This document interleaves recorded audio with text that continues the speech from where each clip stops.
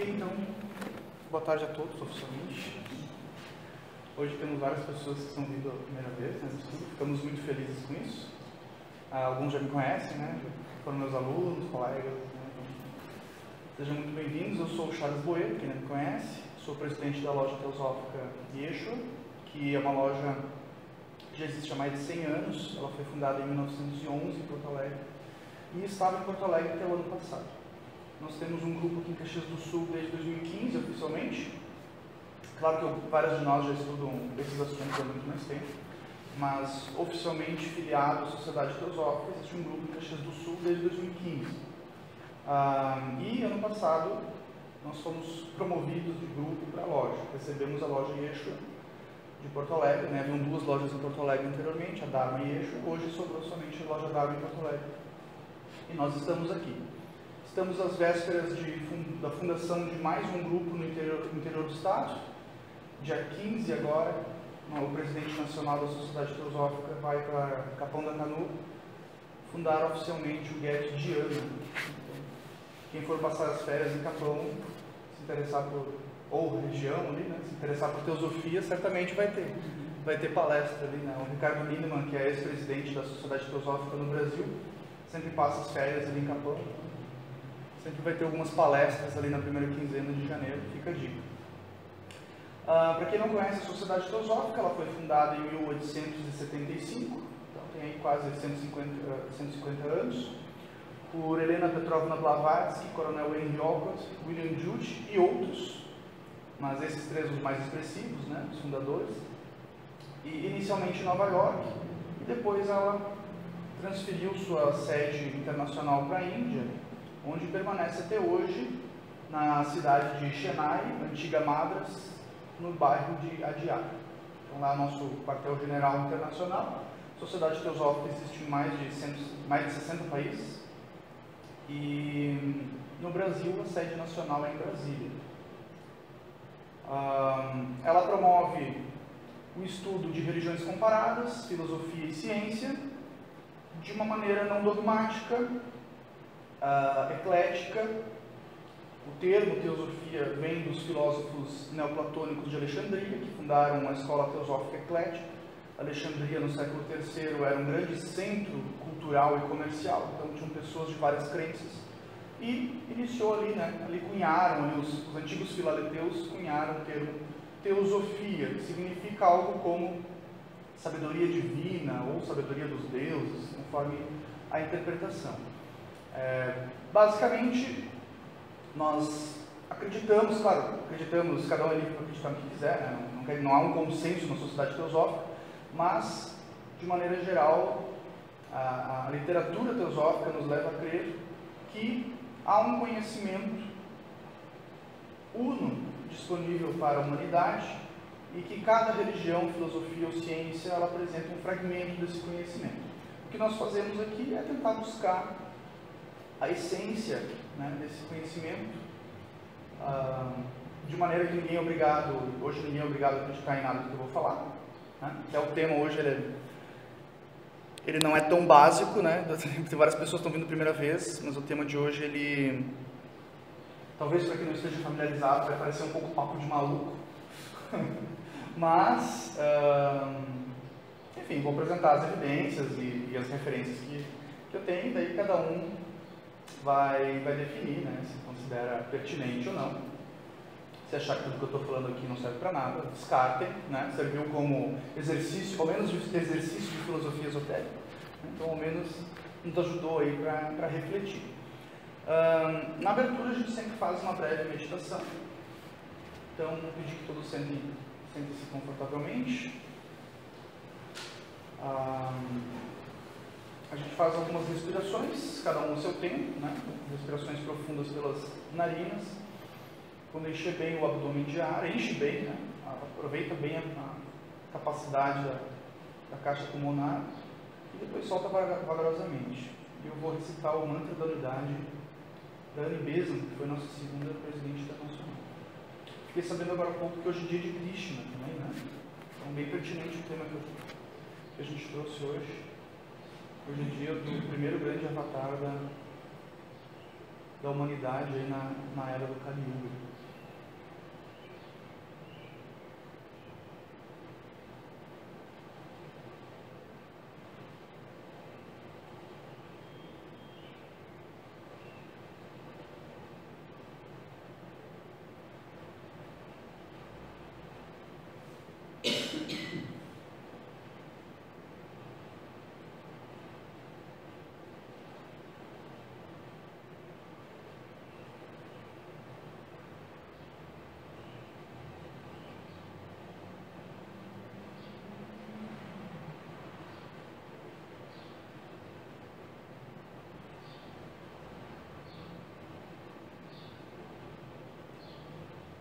Ó vida oculta que vibras em cada átomo.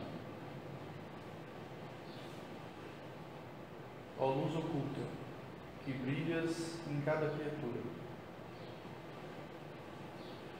Ó amor oculto que tudo abranges na unidade. Saiba, todo aquele que se sente uno contigo, que ele é, por isso mesmo, uno com todos os outros.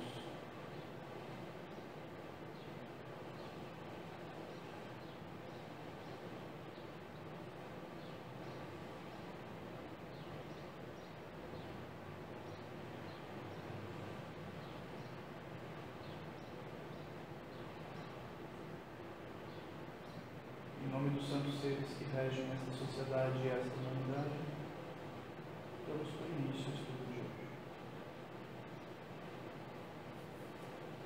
Muito bem. Esse tema que eu trouxe hoje, eu preparei ele para palestrar em Porto Alegre no início desse mês. E eu preparei esse tema porque em Porto Alegre existe a loja Teosófica Dharma, existe há 50 anos, o pessoal está acostumado com vários palestrantes, e eu quis levar alguma coisa, novidade mais ou menos, porque o que eu vou falar da maneira que está organizado não está em nenhum livro, está em vários livros, na verdade é uma pesquisa minha, né? Junto com outros que me ajudaram nessa pesquisa, e ele não é um assunto tão introdutório. Um assunto, para quem nunca ouviu falar disso, como eu disse, vai parecer assim, cara, isso é papo de louco, né? Vai parecer com teoria da conspiração. Né? Mas deixo as evidências, aí cada um julga por si mesmo. Eu dei como título dessa palestra inicialmente, depois eu fui mudando o título dela, eu mudei umas 3 vezes já o título dela, porque é difícil escolher o título dessa palestra.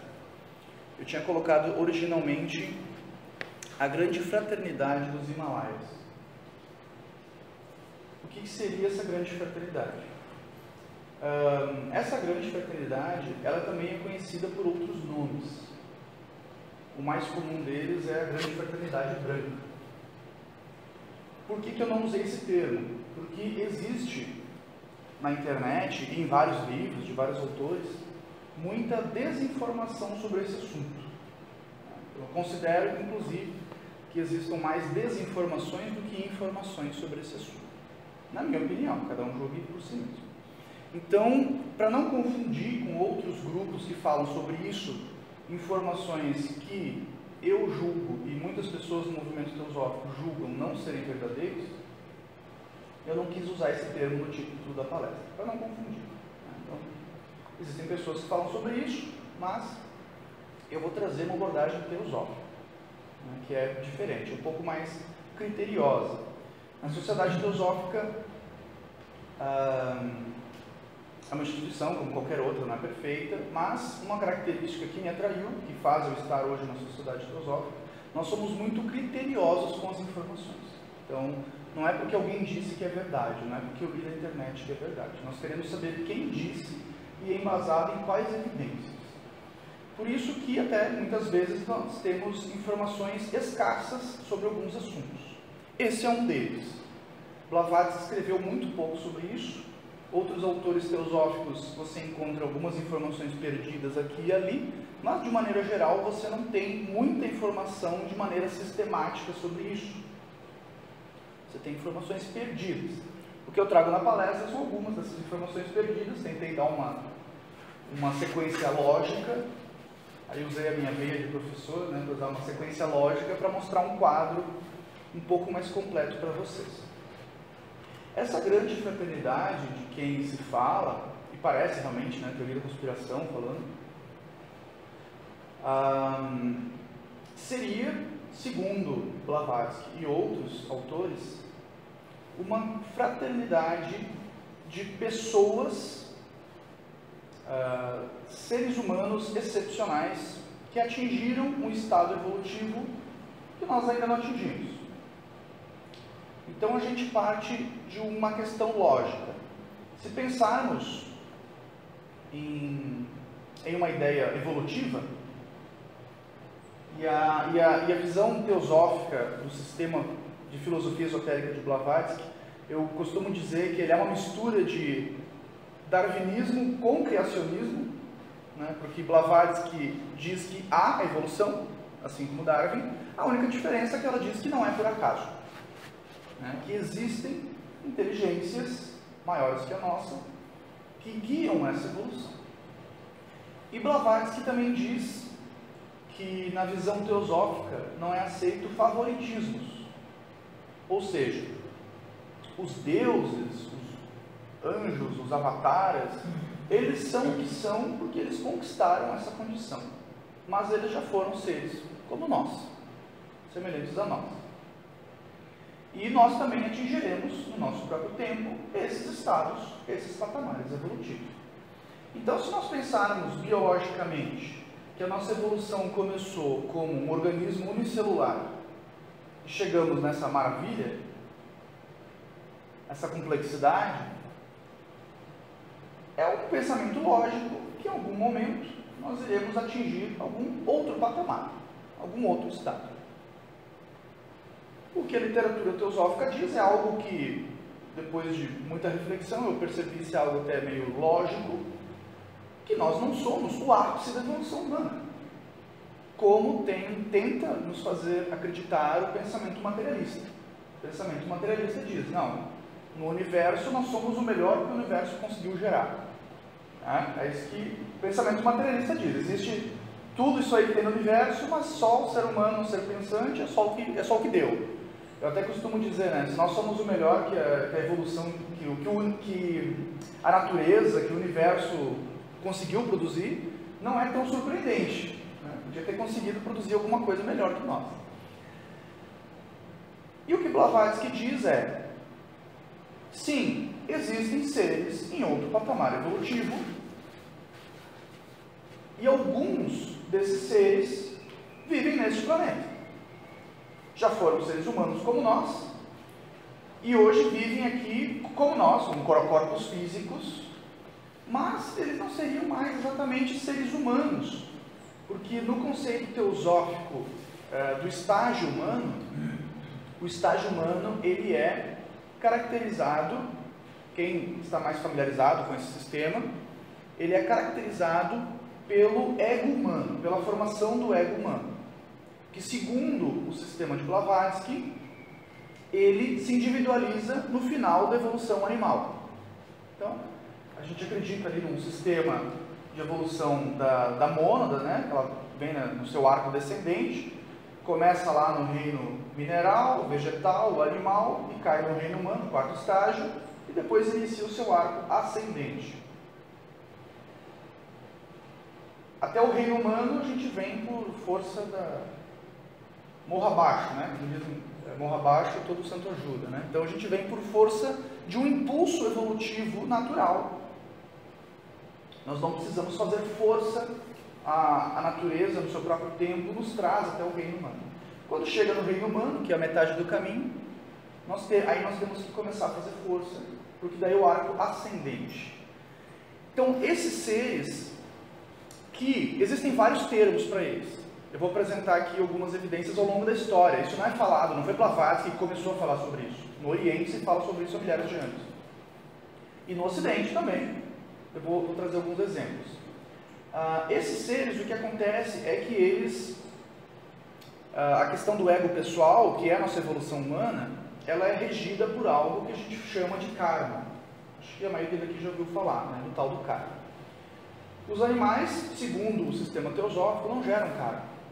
Nós começamos a gerar karma no estágio humano, com a formação de algo que é chamado corpo causal, ou corpo das causas, que é onde ficam os registros kármicos. Esses seres, eles saíram do que os budistas chamam roda do samsara, ou ciclo obrigatório de reencarnações. Segundo essa ideia, nós reencarnamos, não porque nós queremos reencarnar, nós reencarnamos por uma necessidade, nós precisamos. Então, querendo ou não, em algum momento você volta, porque você precisa, é uma necessidade do ego humano, até ele atingir esse estado. Esse estado que alguns chamam de iluminação, enfim, aí tem vários termos, né? Depende a crença, depende a tradição, tem vários termos. Mas o resumo da história é que, segundo as obras teosóficas e várias tradições do Oriente, há seres que atingiram esse estado. E dizem que quando atingimos esse estado, há 7 possibilidades. Eu não vou citar todas, até porque eu não lembro de cabeça. Mas, 6 delas são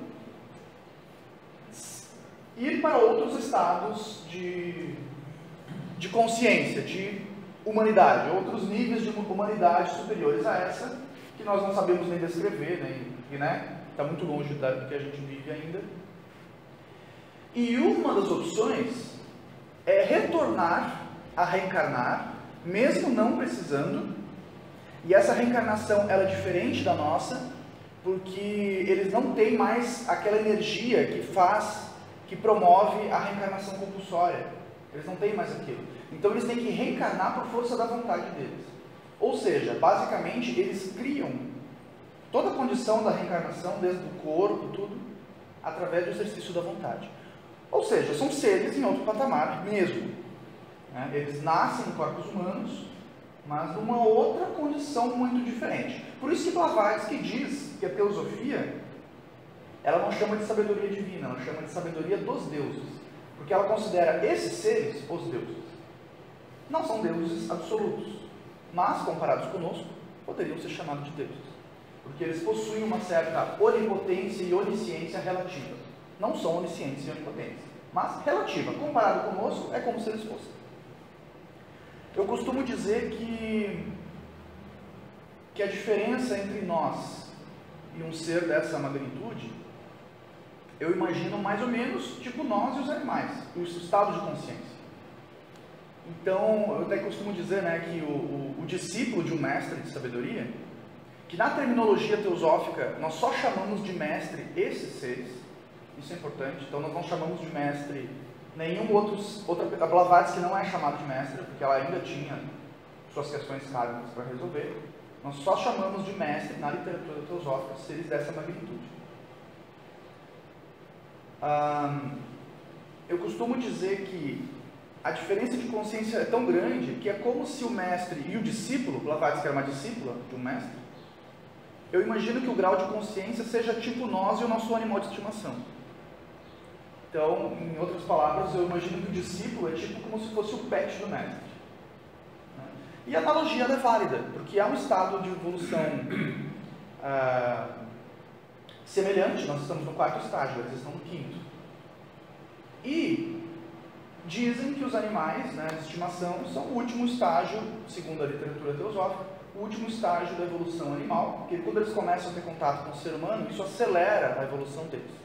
Assim como quando nós temos contato com seres dessa magnitude, direta ou indiretamente, nesse momento estamos tendo contato com eles indiretamente, porque falar da grande fraternidade é falar da fonte da sociedade teosófica, vou apresentar depois o porquê. Ter contato direto ou indiretamente com eles acelera o nosso progresso.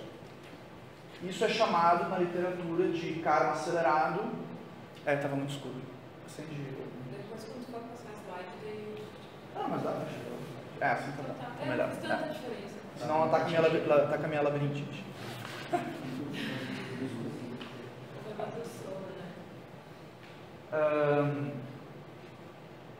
Certo? Então a ideia é um pouco essa. essa grande fraternidade que se fala é a grande fraternidade desses seres que, por puro amor à humanidade, eles resolveram, ao invés de ficar lá no estado de nirvana, magnitude, sei lá o quê, eles resolveram retornar para esse mundo, que não é fácil viver nesse mundo, para eles é mais difícil que para nós. E se tornam o que os budistas chamam de bodhisattva, sabedoria em movimento. Bodhisattva seria isso, né? A pura sabedoria em movimento. Os budistas sabem sobre esses seres. Esse assunto que eu estou trazendo é novidade no Ocidente. Quando Blavatsky abriu para nós, é novidade no Ocidente. No Oriente não é novidade isso. Não quer dizer que todas as pessoas saibam, mas não é novidade. É um assunto que você encontra. Então, na Índia, você ouve falar sobre os avatares de Vishnu, sobre os antigos rishis. No budismo, você encontra a palavra arhat, que significa aqueles que merecem veneração, os arhats, os veneráveis. Blavatsky chamava eles de mahatmas, que significa grandes almas, ou ela chamava simplesmente de irmãos. Por que irmãos? Irmãos mais velhos. Eles são os nossos irmãos mais velhos, porque nós chegaremos nesse estado. Eles já foram da nossa humanidade. Eles são os adiantados da turma. São minoria. A maioria da humanidade está nesse estado que a gente está para pior. Mas eles são os adiantados, e se não fosse por eles, seria muito mais difícil para nós acelerar o nosso caminho. Então, consciente ou inconscientemente, todos que vieram aqui hoje, e já frequentaram estudos teosóficos ou outros lugares, estão em algum nível, sim, iniciando o seu aceleramento kármico, né? Ou sendo acelerado de evolução. Isso dá várias consequências, mas não vou entrar nesse mérito hoje. Hoje eu vou falar da fraternidade. Então, tudo isso foi para contextualizar. O que é essa grande fraternidade? Segundo as obras, existe uma confraria, uma irmandade mundial desses seres, que alguns chamam de governo interno do mundo, tem vários termos para isso. E isso é falado desde sempre. Eu trouxe alguns dados, depois quem quiser pesquisar mais sobre isso. Eu trouxe algumas evidências que um irmão de Brasília me passou, que é o Oswaldo Condé. Acho que ele virá para Caxias, está planejado vir ainda esse ano para cá.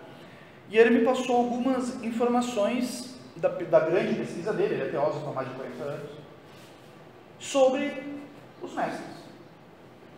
Então ele diz que no livro O Despertar dos Mágicos, me desculpem se eu não pronunciar algum nome corretamente, né, de Berger e Powell, existe a citação dos 9 desconhecidos ligados ao imperador Ashoka, ou Asoka. Então esse relato é antes de Cristo, né? É da Índia, do ano 246 antes de Cristo. Há quem acredite, na sociedade teosófica, há algumas citações de que esse imperador teria sido uma vida anterior do coronel Henriópolis, que foi o nosso primeiro presidente da sociedade teosófica. Isso ninguém sabe, ninguém viu, né? Existe esse pensamento aí. Se foi ou não, não sei dizer. Então vejam que mesmo antes de Cristo já havia menção a uma irmandade de seres em outro estado evolutivo, e nós podemos encontrar essas referências em outros livros fora da literatura teosófica. E diz que os 9 desconhecidos, a função deles era preservar a sabedoria da humanidade, preservar o conhecimento acumulado da humanidade, que é o que nós chamamos de tradição sabedoria, e também um dos sinônimos para a palavra teosofia. Quando Blavatsky fala que a teosofia é a sabedoria dos deuses, e os deuses são esses seres, então a função dos 9 desconhecidos era preservar o conhecimento científico, o conhecimento filosófico, o conhecimento religioso verdadeiro, espiritual verdadeiro, para que a humanidade para que aquela parte da humanidade que está preparada tenha acesso. Então, essa seria a função deles, preservar. Porque a humanidade tem muitos ápices e declínios. Nós tivemos lá, falando do Ocidente, nós tivemos na Grécia uma grande sabedoria efervescente ali, e depois nós tivemos a Idade Média, que queimou livros, queimou sábios, queimou as pessoas. Então, destruíram, né, culturas e quanta coisa se perdeu ali. Então a humanidade tem esses ápices e declínios e necessita que, em algum lugar, para aqueles que estão preparados, você possa resgatar aquilo que a humanidade já conquistou. Que, segundo a literatura teosófica, a civilização humana é muito mais antiga do que a gente acredita. Ela tem muitos milhares de anos. E a ciência está chegando nisso, né? A ciência acadêmica acreditava que o ser humano tinha 200 mil anos, depois ela encontrou ancestral com 1 milhão de anos, depois 2 milhões de anos. No México já encontraram ferramentas de gastronomia de 6 milhões de anos. Então, está cada vez indo mais para o passado. E Blavatsky diz que a gente tem muito mais do que isso. E o que acontece são esses momentos de ápices e declínios. Nós temos grandes momentos tecnológicos e depois a gente cai. Né? E vai tendo, dá uma idade média ali, né, entre um estado religioso, alguma coisa assim, e acaba se perdendo o conhecimento. Mas em algum lugar esse conhecimento é preservado. Eles são os grandes mantedores dessa sabedoria. E de tempos em tempos, eles inspiram iniciativas, inspiram pessoas para que o conhecimento seja resgatado, né? Que ele volte para a humanidade. E eu vou citar alguns exemplos hoje. Outra citação é, eu não sei, Basra, o nome do autor, Iraque, no ano 1000, fala sobre a fraternidade dos irmãos da pureza ou sinceridade. Então, no Iraque também havia uma menção a uma fraternidade oculta de seres vivos, né? seres humanos, não estão no astral, não estão no éter. Segundo a literatura teosófica, não é isso aí, eles estão em corpos físicos, e que zelam em silêncio pela humanidade. Aí a pergunta, né, que alguém pode estar se fazendo, mas por que eles não vêm e não acabam com essa bagunça toda então, né? Por que eles não se revelam de uma vez e dizem, vamos parar com essa loucura aí e vamos começar a viver? É porque não dá, porque primeiro, eles estão no estado pós-humanidade. Eles não podem interferir no livre-arbítrio, né? Eles podem no máximo inspirar.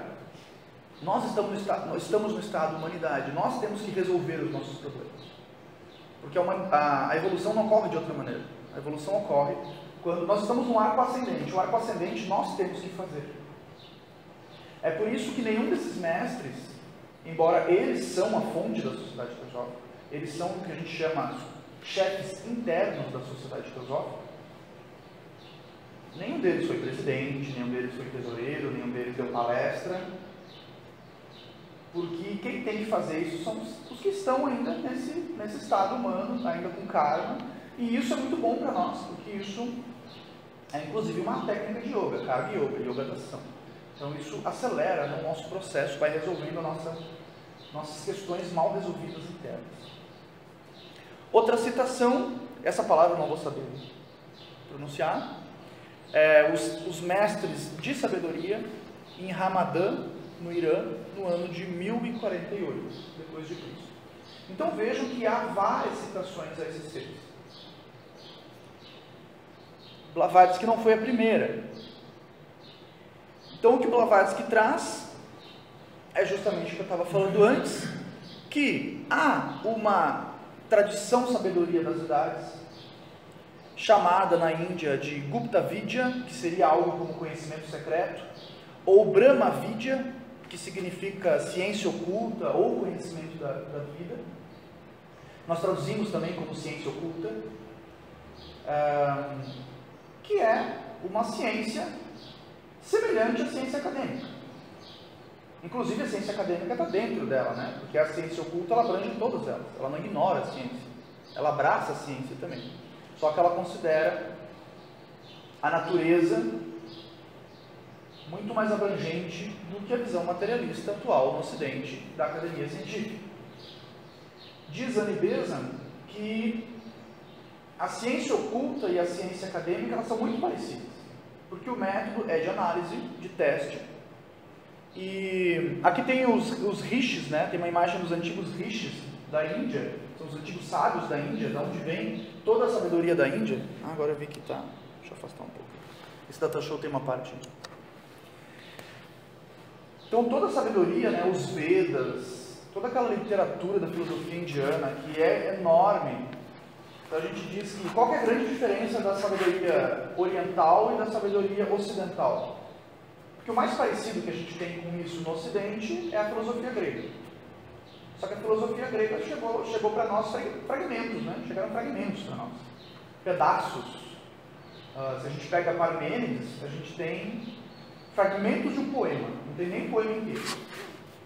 Enquanto que a literatura indiana, ela é vasta, é uma literatura de 5.000 anos ou mais, e ela é vasta e completa, não foi queimada, ninguém queimou os livros, ninguém está lá. Tem o original em sânscrito, se você souber ler ou traduzir, e tem muita coisa traduzida. Mas se você quiser ir no original, tem disponível. Você tem o Mahabharata, você tem os Vedas, você tem 4 livros, e assim por diante. Então, a origem dessa filosofia toda, dizem que, né, é desses antigos sábios, e eles investigavam a natureza em um nível muito profundo. E a diferença, segundo a Aribesa, é que, enquanto o cientista acadêmico usa instrumentos externos, um microscópio, um telescópio, o cientista da ciência oculta, ele utiliza instrumentos internos. Então ele vai usar faculdades que nós ainda não temos desenvolvidas, ou ao menos não plenamente, que algumas pessoas falam, né, como clarividência, por exemplo. Enfim, temos vários casos na sociedade teosófica, né, que podemos citar depois, onde é possível analisar a natureza em um nível muito profundo, muito mais profundo do que com os próprios equipamentos que nós temos hoje. Para vocês terem uma ideia, tem um livro chamado Ciência Oculta, que é do Willy Bitter, que foi um grande autor da literatura teosófica, que na época ele descreveu algumas pesquisas que ele fez com a clarividência dele. Foi o grande clarividente da sociedade teosófica. Houveram outros, né? Mas ele certamente foi o maior. Provavelmente o maior ocultista do século XX. Enquanto Blavatsky provavelmente foi o maior ocultista do século XIX. Ele conseguiu descobrir na época novos elementos da tabela periódica e conseguiu deduzir a massa atômica dos elementos. Isso antes que a academia científica conseguisse fazer com instrumentos, porque não tinha os instrumentos ainda. E depois foi confirmado. Ele teve uma margem de erro ali, mas foi quase irrisória, né? Ele tinha um nível de clarividência que ele conseguia observar um átomo sem equipamento. E esse livro existe, a Ciência Oculta, tem lá a data, antes de ser descoberto pela ciência. Não tem em língua portuguesa esse livro. Estão tentando traduzir, mas ele é muito técnico, né? Ele é muito científico. Aí dificulta um pouco a tradução. Então, essa fraternidade, né? Aqui tem umas informações que eu já falei. Elas zelam pela humanidade. E elas são as responsáveis pelo que se chama escolas de mistério. Escolas de mistério é onde esses seres, indireta ou indiretamente, instruem a humanidade, preparam a humanidade. Houveram várias escolas de mistério ao longo da história. No Ocidente, nós ouvimos falar dos Rosa Cruz, dos antigos Rosa Cruz. Existe a Rosa Cruz hoje, né? Mas tem os antigos Rosa Cruzes que já foram extintos. Os antigos Filaleteus em Alexandria, né? Que são a origem do termo teosofia. Os próprios filósofos gregos. E no Oriente temos muito mais. Nisso, durante a Idade Média principalmente, surgem várias escolas secretas, porque senão as pessoas eram assassinadas, né? Então tinha que ser secreto. E hoje não temos mais tanta necessidade de serem secretas. Hoje até a gente brinca, né? A gente fala, por exemplo, maçonaria. A maçonaria já não é mais secreta, ela é discreta. Por quê? Como é que é secreta? Se você só tem uma placa enorme, em Farroupilha lá, tem um canteiro com o negócio para lá, né? Tem uma seta enorme, você tem CNPJ, tem endereço, tem tudo, tem CEP. Então, como que é secreta? Elas não são secretas, mas são discretas. Né? Não faz muito alarde, vai lá, quem está mais preparado vai ter esse conhecimento. Né? Mas, de uma maneira gradual também, não tudo de uma vez, senão dá uma congestão, né? Como dizem os mestres do Blavatsky, a digestão desses assuntos tem que ser que nem a alimentação. Você vai passo a passo, gradualmente, que é para não ter uma congestão. Alguns assuntos podem nos chocar, devido aos nossos padrões mentais, culturais, sistema de crenças. Né? Não dá para desmoronar tudo de uma vez só e querer construir uma casa nova do zero. Tem que ir aos pouquinhos, gradualmente. Então, durante algum tempo, isso foi secreto, no Ocidente, pelo menos, e houveram algumas tentativas de abrir esse conhecimento. Uma tentativa foi na Grécia, na época dos antigos filósofos. Diz a literatura teosófica que houve uma escola de mistérios aberta em Atenas. E o que fez com que ela não deu certo, não vingou, foi que eles começaram a visar o lucro. Os organizadores da escola começaram a visar o lucro. Então, começaram a cobrar para as pessoas entrarem. O que acontece? Quem era preparado não tinha dinheiro, quem tinha dinheiro não era preparado. Com isso, o conhecimento foi declinando, até que se perde. Isso também é uma característica dos grandes movimentos espirituais. Começa com um fundador, que às vezes nem é um fundador, né, mas um inspirador, um grande avatar, um grande místico, um grande alguma coisa, e depois vai declinando. Né? Começa com uma grande inspiração, e depois a coisa vai entrando no hierarquias, burocracia, dinheiro, política, e vai se perdendo, isso é normal. E de tempos em tempos tem que vir de novo uma grande inspiração para dar uma resgatada, para dar uma limpada naquele negócio e fazer funcionar de novo. Esse exemplo que eu estou falando da Grécia, nós temos evidências. O que aconteceu com a grande escola pitagórica? Belém foi incendiado. Porque Pitágoras não aceitou o filho de um nobre. Porque o filho do nobre não tinha preparo. Aí a solução, tacaram fogo na escola de Pitágoras. Ou seja, tudo isso demonstra o quanto a nossa humanidade ainda não está preparada para essas coisas. Porque você tem uma escola aberta e as pessoas tacam fogo, quer dizer que talvez ainda não seja a hora de abrir. E nesse talvez não seja a hora ainda de abrir, diz Blavatsky que durante 12 mil anos, até o fim do fim da Atlântida até agora, por 12 mil anos esse conhecimento ficou fechado nessas escolas, onde poucos conseguiam estudar. O que a sociedade teosófica faz de tão diferente, fez no século XIX, foi no Ocidente abrir esse conhecimento. Parte dele, não todo, claro, né? Mas abrir. Então a sociedade teosófica é uma escola de mistérios aberta no Ocidente, que funciona há quase 150 anos. Né? Ou seja, essa fraternidade oculta, ela inspira iniciativas desse tipo. Não só desse tipo, mas também descobertas científicas, inspiram grandes políticos. Por que eu digo inspiram? Porque às vezes essas pessoas não sabem que são inspiradas. Elas não sabem que são amparadas no nível oculto. Algumas sabem. Algumas sabem. Nós sabemos que tinham grandes artistas, grandes cientistas, como Newton, o Da Vinci, que eles pertenciam a escolas ocultas.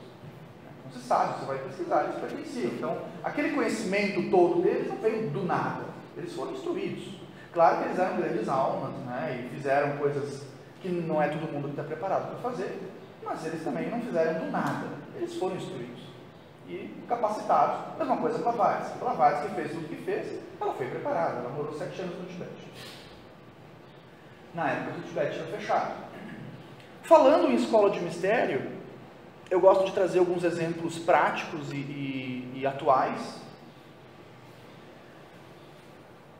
Quando a China invadiu o Tibete, todo mundo assistiu aquele filme 7 anos no Tibete, que mostra essa história, que é a história real, né? Quando a China invade o Tibete, nós temos, talvez, na primeira vez na história do Ocidente, história recente, a demonstração prática de uma escola de mistério que se abre para o mundo. Porque o budismo tibetano é uma escola de mistério. E estava fechado lá, sabe-se lá quanto tempo, né? Fechado no Tibete. Blavatsky tentou 3 vezes entrar no Tibete e não conseguiu, porque era fechado naquela época. E só depois, com a ajuda dos mestres dela, ela conseguiu entrar para ser instruída no budismo esotérico tibetano, mais vinculado ao Panchen Lama do que ao Dalai Lama. O Dalai Lama é mais conhecido, né? Mas Blavatsky ficou na região do Panchen Lama, que é um outro bodhisattva.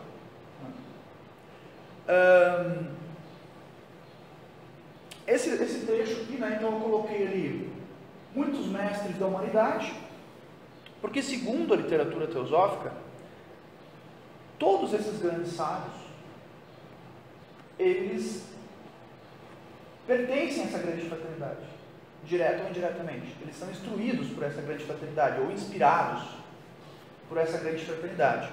Desde os filósofos gregos até os filósofos da China, né, o Lao Tse, Confúcio, e assim por diante. Né? Então você consegue, é por isso que no estudo de religiões comparadas, que é o que nós realizamos na Sociedade Teosófica, um dos estudos que nós realizamos, você consegue encontrar várias similaridades entre o ensinamento cristão e o ensinamento budista. Por que você consegue encontrar essas similaridades? Porque a essência é igual. E é isso que nós chamamos de teosofia, sabedoria divina.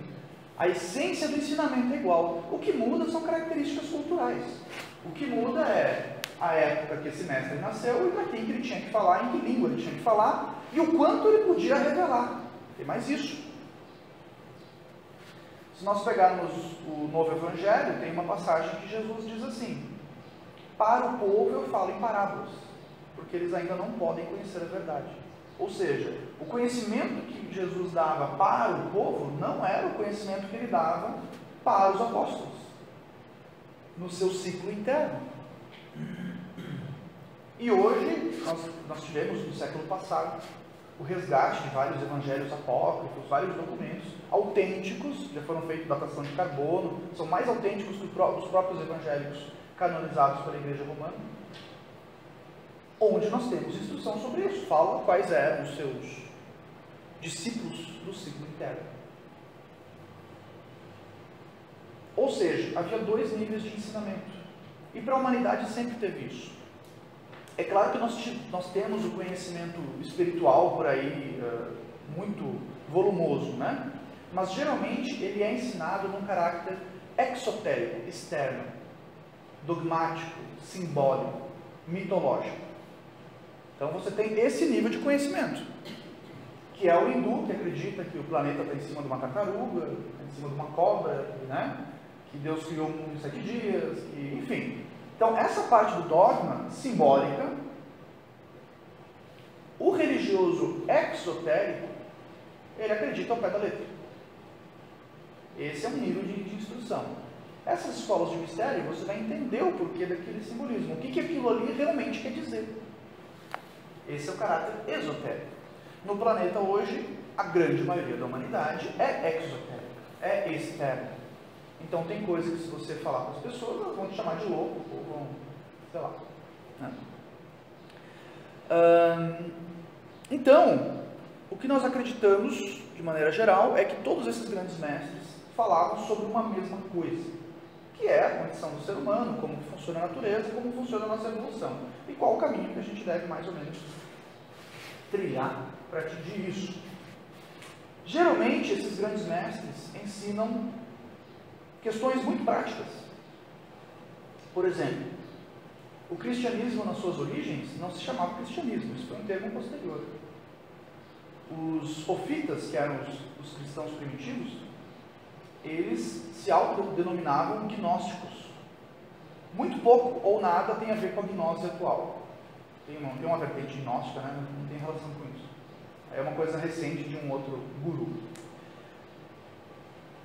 os antigos gnósticos, a gnosis é um método para atingir um estado.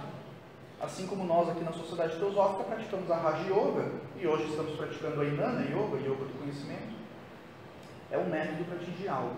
Os budistas, o termo budista é um termo ocidental. Sabiam disso? Foram os ocidentais que apelidaram os budistas de budistas, porque eles não se autodenominavam budistas, eles se autodenominavam praticantes do Dharma. Quando eles iam para um novo local, fundar um templo, eles diziam, vamos levar o Dharma para aquele lugar. O Dharma é o caminho para a iluminação ensinada pelo Buda Shakyamuni, príncipe Siddhartha Gautama. Ou seja, para eles é um estilo de vida. Você não vai ser budista no domingo. Você não vai ser budista no domingo lá para ouvir o monge. Não. Você vai ser budista todos os dias da sua vida. Desde o momento que você acorda, e você vai acordar cedo para praticar as meditações, para praticar... Né? Então, se nós olharmos os ensinamentos originais desses grandes gurus, mestres, os autênticos, são coisas muito práticas da vida diária. Você vai ter um cuidado com a sua alimentação, você vai ter um ritmo de vida que favorece não só o nosso progresso, como o convívio com o coletivo, e assim por diante. Esse é um trecho de uma das cartas dos mestres de Blavatsky. E quando a gente fala das cartas, é importante salientar que essas cartas existem até hoje. Quem quiser pode consultar os originais, eles têm mais de 100 anos, estão muitos na sede da Sociedade Teosófica e a maioria deles está na Biblioteca de Londres. Biblioteca Britânica de Londres é possível visitar. É meio complicadinho de visitar, mas dá, tem que levar lá comprovante de residência, tem que planejar a saída, né? Não dá para aparecer em Londres lá e querer ler as cartas e pegar na mão. Mas dá para pegar na mão as cartas, elas existem até hoje. E esses documentos foram produzidos em uma série de processos que até hoje não se sabe explicar, foram examinados com microscópio, até hoje não se sabe exatamente explicar.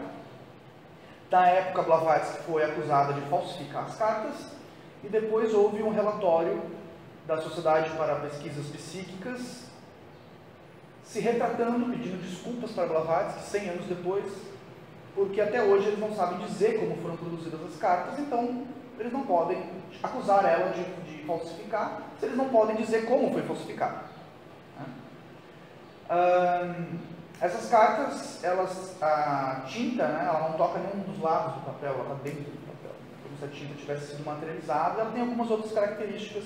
Tem um livro que fala só sobre isso, mas nós não temos nenhum exemplar ali, que é o Helena Blavatsky e a Sociedade para Pesquisas Psíquicas. Tem fotos ampliadas das cartas, onde mostra, elas têm ranhuras na diagonal, como se tivessem sido produzidas por uma impressora diagonal.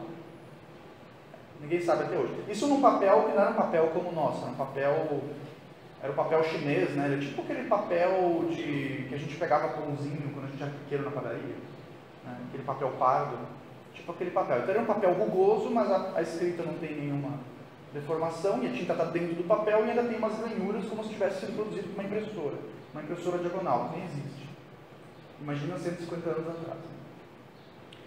Mas enfim, uma dessas cartas diz que a grande fraternidade possui 3 centros no mundo, centros físicos, que claro não é só um local, não é uma casinha só que é o grande centro, não, existem 3 locais no mundo, onde, claro que existem mais locais no mundo, mas esses 3, segundo a carta, seriam os principais, ao menos para o Ocidente, talvez no Oriente, com certeza no Oriente há outros tão importantes quanto, mas para o Ocidente esses 3 seriam os principais. E são eles a fraternidade transimalaica. Por que transimalaica? Porque diz que vai além dos Himalaias, pega a região do Tibete, pega outras regiões também. Essa grande fraternidade transimalaica seria o centro dessa grande fraternidade do mundo. Ali seria a sede, como para nós é a Índia, como Sociedade Teosófica. A Sociedade Teosófica, num nível humano, simula a grande fraternidade. Nós somos um modelo, como se fosse uma miniatura da grande fraternidade. Nós somos a pequena fraternidade. Nós somos uma miniatura dela. Então ali seria a sede. o grande centro, e é a fonte da sociedade teosófica. Os dois mestres, que são os nossos chefes internos, que eram os mestres de Blavatsky, que instruíram ela, e outros membros, eles pertenciam a essa fraternidade. Eram dois indianos. Não vou entrar no detalhe sobre eles, que a palestra não é sobre eles, mas estavam lá, né? E instruíram Upasika. Upasika é como se chama discípulos mulheres, né? Os homens são chamados de chelas, ou chelas.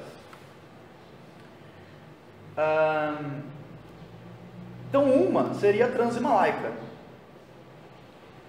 Seria a rama mais elevada da grande fraternidade branca. Por que rama? Eu gosto da palavra rama, que é como se chamam as lojas teosóficas em Portugal e em países de língua espanhola. Ao invés de lojas, eles chamam de ramas. Eu acho bonito esse conceito, né? Os ramos. Como se tivesse um grande tronco, são os ramos. Então nós somos um ramo da sociedade teosófica. Mas em língua portuguesa Brasil, o pessoal chama de loja. É a origem da sociedade teosófica e o seu comando interno. Então a sociedade teosófica está diretamente vinculada à fraternidade Transhimalaika. Ela é uma iniciativa da fraternidade Transhimalaika. Há outras, mas as outras eu não me arrisco a dizer quais são autênticas, quais não são, porque também há as que não são. Então aí precisa ficar atento, né? Quais são e quais não são. A ST eu sei que é, depois de, mas claro, é uma convicção minha, né? Vocês não precisam ter, mas depois de muitos anos de investigação, desconfiança e averiguação de fatos e experiência direta, acho que é. Era onde atuavam os mestres de Blavatsky. Foi onde Blavatsky recebeu o seu treinamento principal no Tibete. E vinculada às tradições autênticas da Índia e do Tibete, principalmente o budismo Gelupa, ou Gelupa, não sei a pronúncia correta, que é o budismo dos chamados gorros amarelos, que foi iniciado com o grande reformador do budismo, Tongtsapa. Também não sei se é a pronúncia certa. Mas esse grande reformador, eu não lembro o século agora, mas acho que é o século III por ali. Ele trouxe uma renovação no budismo, ou um resgate ao budismo do Buda Shakyamuni, Siddhartha Gautama, muito significativa. E essa linha de budismo também é chamada de Mahayana, ou o grande veículo. Existe um budismo chamado Hinayana, embora hoje nenhum deles se autodenomina Hinayana, mas aí vai de nós avaliar, ver qual que é um, qual que é o outro. Basicamente, o budismo Hinayana, ele busca a iluminação para si. Então, o Blavatsky dizia que isso era uma outra maneira de egoísmo, né? Você buscava a iluminação para se libertar, para dar no pé. Enquanto o Mahayana, ele busca a iluminação para ajudar a humanidade. Como somos humanidade, né? Cada um que faz algo pelo seu progresso ou pelo progresso de outro, está, em verdade, auxiliando toda a humanidade em algum nível.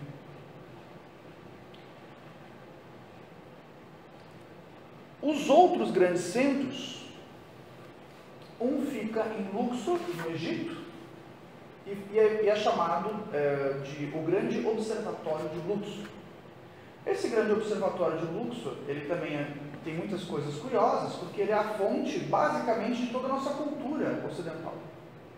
Porque toda a nossa cultura ocidental, ela vem da cultura greco-romana, né? É a raiz ali da cultura do Ocidente, os conceitos de democracia e tudo mais.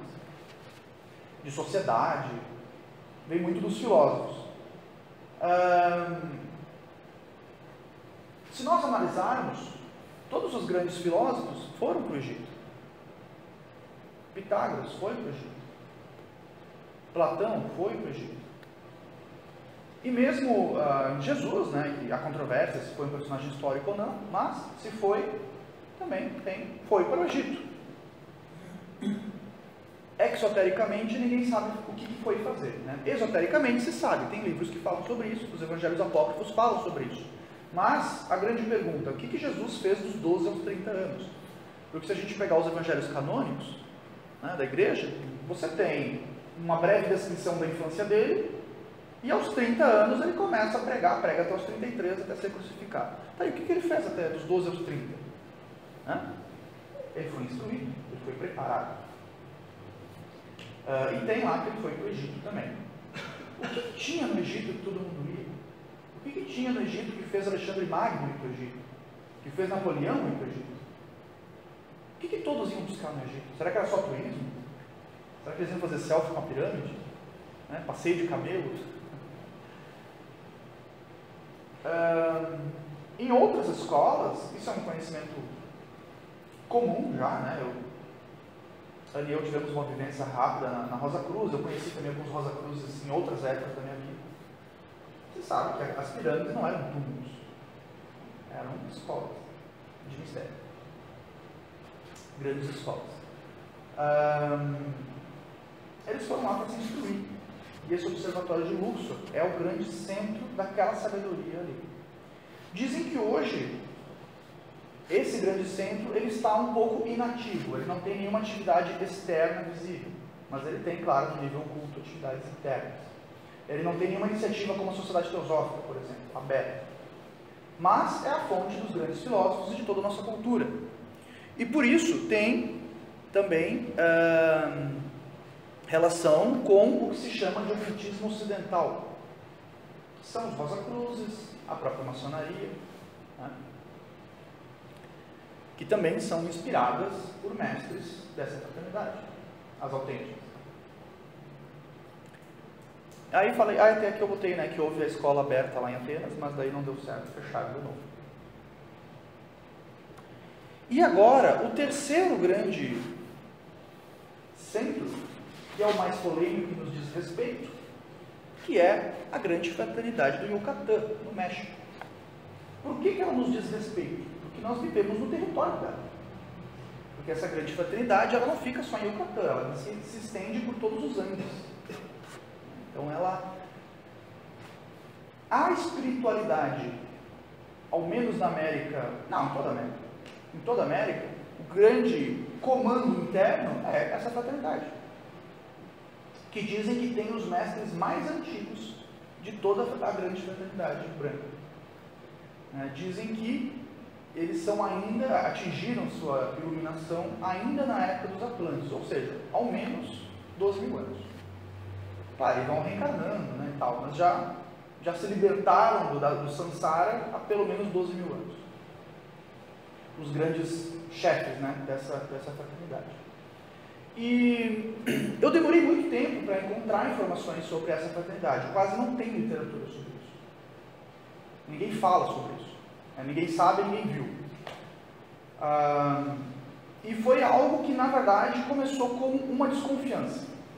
Porque eu li alguns livros. Eu li um livro da Clara Cody, que é uma outra grande teósofa, que é As Escolas de Mistério, que ela fala, há uma grande fraternidade dos Andes. Só fala isso, não fala nada. Nas cartas, há essas indicações. Blavatsky dá umas dicas. E eu comecei a pensar com os meus botões, durante alguns anos, que se há essa grande fraternidade, e se eles guiam a espiritualidade por aqui, obviamente, eles são os responsáveis pelos formatos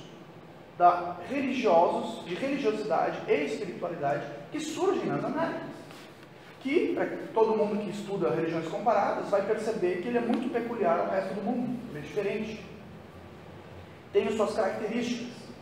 E nós sabemos muito sobre o Egito e sobre a Índia, que tem uma certa romantização, né? Egito e Índia desperta tanto o nosso interesse, nosso fascínio, quanto a nossa fantasia também. A gente acaba romantizando muito essas tradições, muitas vezes, na minha opinião.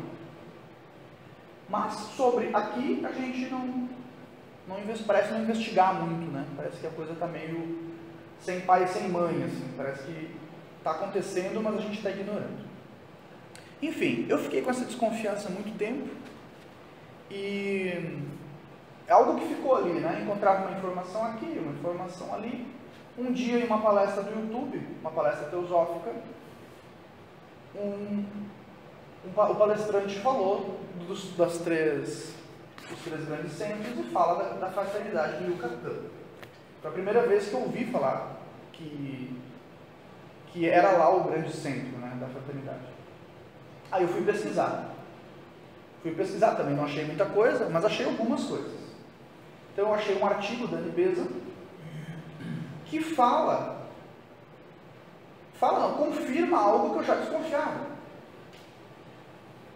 A Grande Fraternidade do Yucatán, por ser muito antiga, por ser ainda da época dos Atlantes, ela tem características peculiares. Os Atlantes, para quem pesquisou sobre isso em fontes sérias, né? Fontes não sérias vai chegar lá no Aquaman, né?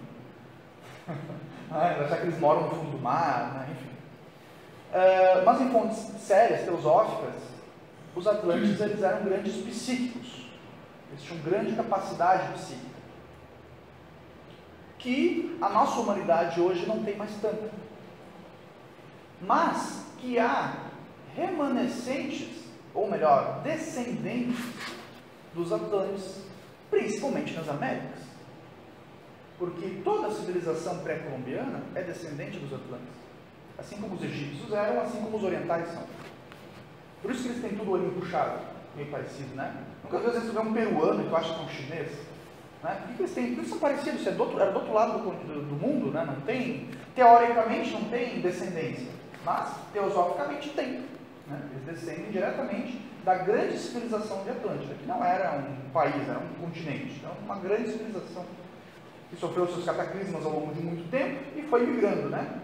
Parte foi para o Egito, parte foi para ali os Olmecas, que deram origem depois aos maias, astecas e incas, e China, Japão e assim por diante. Então diz que os índios, principalmente, né, e os pré-colombianos, herdam essas capacidades, essas potencialidades psíquicas. E Blavatsky diz que, ainda na Chave para a Teosofia, um livro de quase mais de 100 anos, ela diz que na América do Sul, principalmente Brasil, ela fala isso. Acho que na Isis Senvel ela fala sobre isso, que ela cita o Brasil, né? Em mais de um livro ela fala sobre isso e na Isis ela cita Brasil. Havia uma tendência a habilidades psíquicas acima da média do mundo, principalmente devido à miscigenação genética. Ou seja, os índios têm grande capacidade psíquica, os africanos também, e os celtas também, e a gente herda um pouco de sangue celta e os portugueses. E através da miscigenação genética nós adquirimos ainda mais capacidade psíquica. Né? E nisso você vê um tipo de espiritualidade diferente do resto do mundo. O espiritismo, para quem não sabe, nasce nos Estados Unidos, nasce nas Américas, não nasce na França com Kardec. Kardec veio investigar.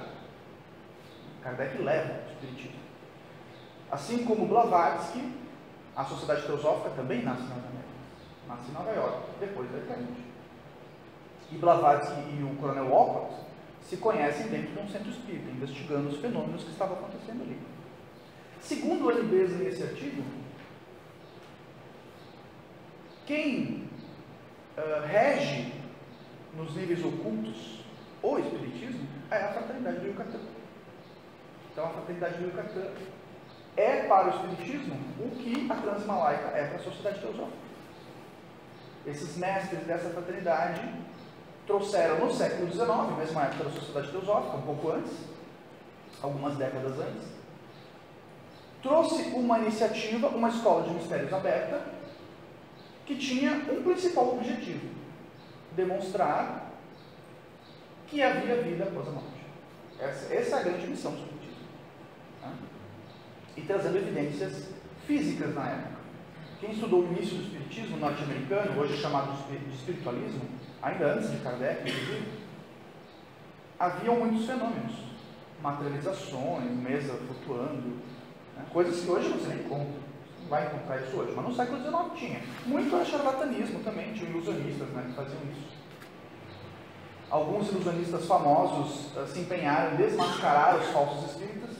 O grande Houdini, né, tinha uma caçada pessoal contra espíritas, porque tinha muito charlatanismo no meio. Blavatsky também escreveu textos duros contra o espiritismo por causa disso, muitos farsantes, E aí começa a ficar popular e começa a dar dinheiro, né? Aí tinha muito farsante. Mas haviam, segundo essa literatura, havia fenômenos autênticos, inspirados por essa fraternidade. Surge no século XIX por quê? Porque no século XIX, o mesmo problema que a sociedade teosófica vem para trabalhar. Você tinha dois opostos.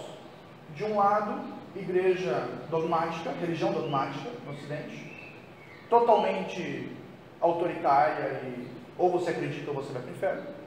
E do outro lado, ciência materialista. Não existe nada além da matéria. Hoje a ciência ainda é materialista, mas já é mais flexível. Mas naquela época, né? Então surgem algumas iniciativas da grande fraternidade no mundo, principalmente no Ocidente, para quebrar com isso. O Espiritismo demonstrando o fenômeno, a sociedade teosófica vem com uma outra proposta, vem uma proposta de explicar, vamos entender o fenômeno. Então o Espiritismo vem com uma proposta mais popular, mais de trazer fenômenos, né? E que faz com que ele tenha muito mais aderência, inclusive, né? O pessoal gosta de ver coisas sobrenaturais, que não são sobrenaturais, né? São naturais em um nível que a gente ainda não compreende plenamente. E a sociedade teosófica, no início, inclusive o coronel Henry Olcott dizem que era um grande curador, realizava curas no início da sociedade teosófica. Até que o mestre dele diz, não, porque não é para atrair curioso, é para atrair quem realmente quer se aprofundar e conhecer. Então diz, aí uma informação que eu não sabia sobre o início do Espiritismo, embora eu tinha estudado bastante, a Annie Besant diz que no início do Espiritismo norte-americano, as primeiras almas a se manifestarem eram de índios norte-americanos. Eu não sabia disso, fiquei sabendo no artigo dela. E eu achei curioso, porque isso nos remete a outros espiritismos brasileiros que também tem algo parecido, né? Essa questão de índio, caboclo, enfim. Não vou citar nomes para não deixar tendencioso, né? Levar para esse lado ou para aquele lado. Mas me parece que a grande fraternidade do Yucatán tem várias iniciativas nas Américas. Aí, claro, cabe a nós avaliar quais são autênticas, quais não são autênticas. Assim como a Transhimalaika tem as suas iniciativas, assim como a egípcia tem e teve as suas iniciativas. E daí vai né, do discernimento de cada um de nós, avaliar quais são os autênticos, quais não são. Eu gosto de usar sempre a máxima... aqui eu trouxe alguns... Eu não vou ler na íntegra, mas são algumas coisas que eu já comentei, né, do artigo da Annie Besant. Eu gosto de usar a máxima cristã que a gente tem que avaliar as árvores pelos frutos. Então, se a gente quer saber se algo é verdadeiro ou não, a gente analisa quais são os frutos, né? O que é aquilo ali? Quais são os resultados daquilo ali? O que aquilo ali derivou? O que veio? Essa semana eu fiquei muito orgulhoso em saber. Eu vi uma palestra do Osmar de Carvalho, ele falando sobre quando o Krishnamurti, o indiano, o Jiddu Krishnamurti veio para o Brasil, e que ele almoçou no primeiro restaurante vegetariano do Brasil, fundado por teósofos, no Rio de Janeiro, na época. Isso em 1900, década de 30 ou 20, eu não lembro agora. E eu fiquei, poxa, que bacana, primeiro restaurante, vem a falar isso, né? Primeiro restaurante vegetariano do Brasil. Hoje em Caxias do Sul tem 10. Só em Caxias do Sul, né?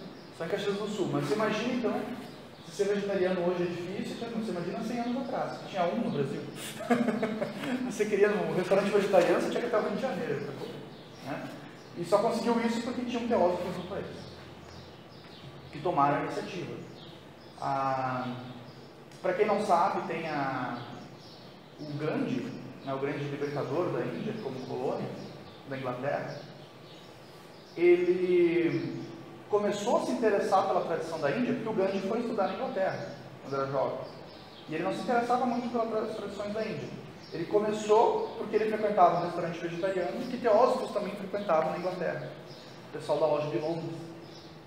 E lá eles começaram a mostrar para ele Bhagavad Gita, Mahabharata, essas coisas. E daí a Annie Besant, que foi nossa segunda presidente internacional, ela foi também grande responsável pela libertação da Índia. Né? Na Índia tem estátua com o nome dela, ela é heroína nacional, tem rua com o nome dela. Heroína nacional. Então você vê que para que algo seja considerado autêntico, ele tem que ter frutos. Ele tem que ter um resultado, não pode ser só autoritarismo. Isso a gente vai encontrar muito. A gente encontra as religiões dogmáticas, o autoritarismo sem nenhum fundamento. Eu falo em nome de Deus, então você me obedece e você abre a carteira. Né? Faz aqui a oferta, vamos fazer aqui, né? Enfim, né? Não vamos citar nomes, mas isso tem em todos os meios, né? Não vamos citar uma vertente religiosa, isso tem em todos os meios. Em todos os meios, inclusive no movimento teosófico, tem outras escolas que se consideram teosóficas que eu não considero autênticas. Né? Você avalia assim, meio estranho. Isso aqui que eles estão fazendo é meio estranho, aquilo lá que eles fizeram é meio estranho.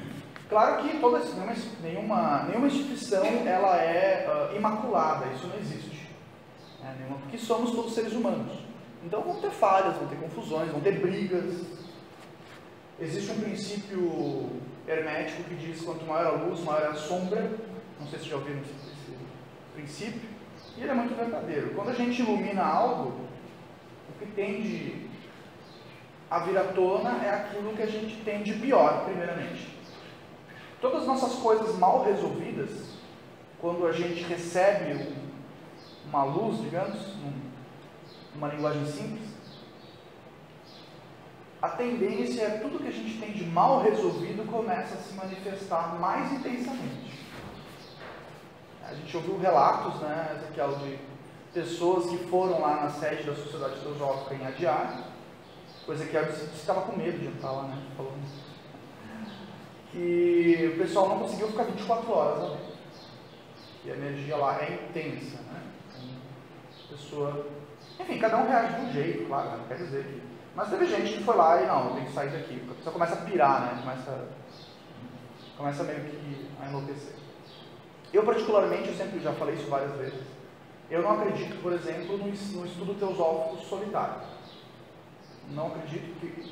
Todo mundo que eu conheci que se aprofundou muito sozinho, depois a pessoa começa a ficar meio estranho, começa a ficar meio egocêntrico, assim, começa a se achar muito especial, né? Então, por que eu acredito em grupo, né? Porque em grupo você está mais protegido, né? A dúvida do outro vai, daqui a pouco você começa a viajar muito, alguém te chama a atenção, então você tem uma digestão mais devagar da coisa, e isso vai te segurando, né? É um caminho mais seguro, ao menos mais seguro, mais devagar, mais gradual, mais seguro. Dúvidas? Falei um monte, né, nesse declaração. Eu tenho uma coisa sobre a escola de prática da professora, que já aprendi tudo, ele cita no santuário, que parece que existe ainda, mas de forma meio fechada. Quando a gente fala alguma coisa, não tem estudo, não? Não, eu não ouvi, mas o que eu sei é que o mestre do Geoffrey Hodgson também foi um grande teósofo, um grande clarividente, tem vários livros sobre ele, escreveu um monte sobre o cristianismo. O mestre dele é da fraternidade Luxor. O mestre dele, que eu não lembro o nome agora, não sou bom com nomes, não era da Transmalaica. Isso é uma curiosidade, né? Então, Geoffrey Hodgson estava na Sociedade Teosófica, que é vinculada à Transmalaica, mas o mestre dele é do Observatório de Luxor. Por isso que ele resgata muito o cristianismo, por isso que ele tem esse compromisso com as tradições do Ocidente, né? Mas não sei dizer. Uma coisa que é interessante, que eu ouvi de teósofos, nem sei que livro eles tiraram, né? Mas ouvi de teósofos que eu conheço, que eu confio, que quando uma sociedade não suporta escolas de mistério, que é quando o pessoal começa a matar, queimar essas coisas aí, quando não tem como ela ficar no mundo físico, ela se refugia nos níveis sutis. Então isso é uma questão que existe, né? Por exemplo, E quem falou sobre isso foi o Marco Aurélio, que é meu ídolo, todo mundo sabe. Eu tenho um ídolo dentro da Sociedade Teosófica, é o Marco Aurélio Bíblico. E o Marco Aurélio, ele falou isso porque ele faz as missões dele lá com os índios Yanomamis, lá no meio da Amazônia. E o que ele observou? Que a tradição da floresta, ela se refugiou no astral. Né? Ela se refugia no plano sutil. Por quê? Porque no mundo físico não dá, né? O pessoal persegue índio, mata índio, tem meia dúzia de reservas, os caras querem tirar as reservas dele. Então, não tem onde se manter fisicamente. Fisicamente é muito complicado. Ainda tem, né? Ainda tem. Você vai encontrar um pajé lá que o cara é da fraternidade, né? Ele não vai falar nesses termos, mas ele é. Tem um livro de um índio norte-americano, Sioux, que é o Alcinegro. Tem um livro chamado Alcinegro Fala, que é uma entrevista com ele na década de 30. Ele era um xamã Sioux, que é equivalente aos nossos pajés. O que ele fala naquele livro é muito semelhante à sabedoria da Índia. E é um xamã analfabeto no meio lá dos Estados Unidos. Então você começa a ver, poxa, de onde vem essa sabedoria? Né? É muito semelhante, é a mesma coisa, só que em outros termos, claro. Mas ele está falando de Bodhisattva, ele está falando de iluminação, só que em outra linguagem. Então, eu não sei a quantas anda do Egito, mas uma coisa que eu... Só que a tradição de Luxor, né, ela na verdade está impregnada na nossa cultura. Eu penso muito nisso, sim, porque ela é a raiz da cultura ocidental. Né? Então, mesmo que ela esteja silenciosa, ela está muito viva, porque toda a base da tradição, todo o nosso jeito de viver no Ocidente é dela. Né? Se a gente for observar, hoje, aqui nesse momento, nós estamos vinculados aos 3 grandes centros. Nesse momento agora, a gente está numa encruzilhada aqui de 3 pontas. Porque nós estamos falando em nome da Sociedade Teosófica, que está vinculada direto à Transimalaica, alguns são membros filiados. Nós vivemos na cultura que deriva do Observatório de Luxor, e nós estamos no território da Fraternidade do Yucatán. Então, talvez a grande questão do Brasil, principalmente, né? O Brasil é uma mistura de tudo. A gente tem todos os povos aqui misturados. Talvez a grande questão do Brasil seja essa mistura mesmo, sabe? Esse ponto de encontro, de contato de várias culturas, assim como foi Alexandria lá na Antiguidade. Foi um ponto de contato de várias culturas, e desse caldeirão surgiu outra coisa. Talvez aqui surja uma outra coisa do caldeirão.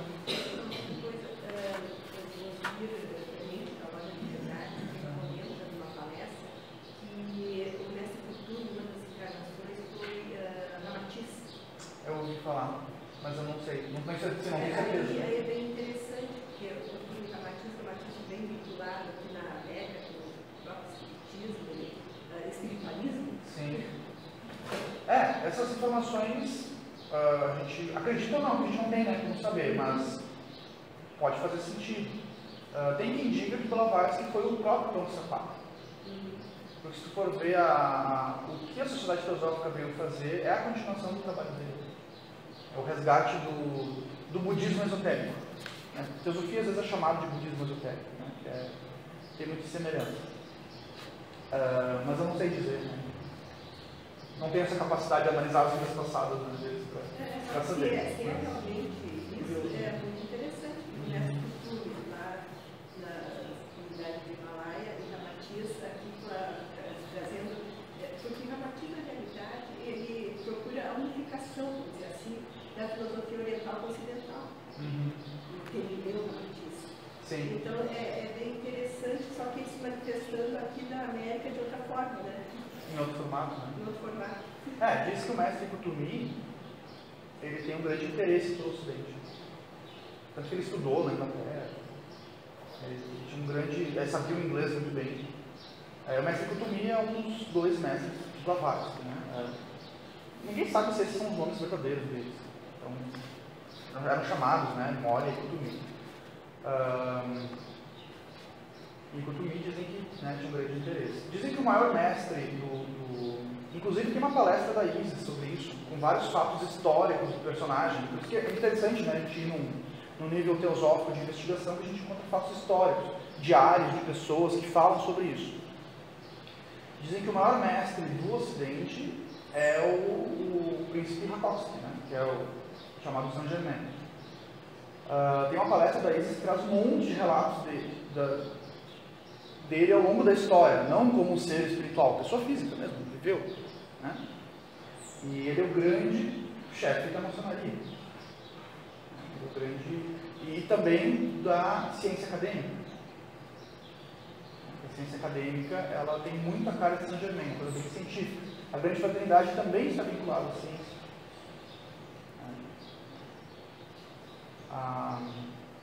Vou falar outro negócio aqui.